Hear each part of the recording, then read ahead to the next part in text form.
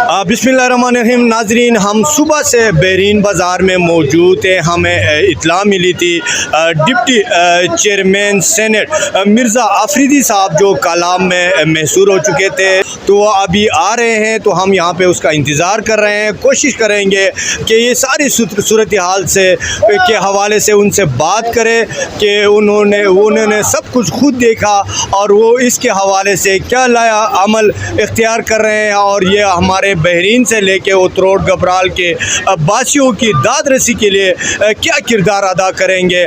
तो हम यहाँ पे मौजूद हैं, deputy chairman senate Mirza Afridi साहब के इंतज़ार में हैं। तो देखते हैं वो क्या कहते हैं।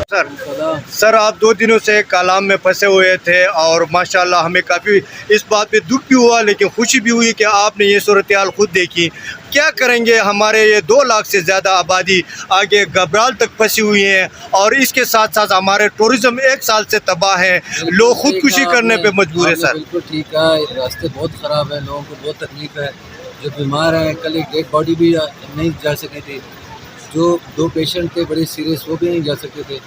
मैं इंशाल्लाह जाके सीएम से बात करता हूँ कि फ़ौरन इसके एक्शन में और ये रोड फ़ौरन बहाल किया जाए, ताकि जो लोग फंसे हैं वो उनके लिए वो आसानी हो। सर, हम उम्मीद ही रखते हैं कि आप कुछ करेंगे सर, क्योंकि आपके साथ बच्चे कल भी हमने देखे फंसे हुए थे, वापस चले गए। सुनिए, ये मैंने मुझे ये भी खुशी हुई कि मैं आया हूँ, ये जगह भी देखी, हालात भी देखे, लोगों के प्रॉब्लम भी देखे, रोड भी देखे। तो मुझे खुशी हुई कि आके लोगों की जो मसले हैं मुझे खुद पता चले कि यहाँ वाकई बहुत मसले हैं। Thank you sir, thank you sir.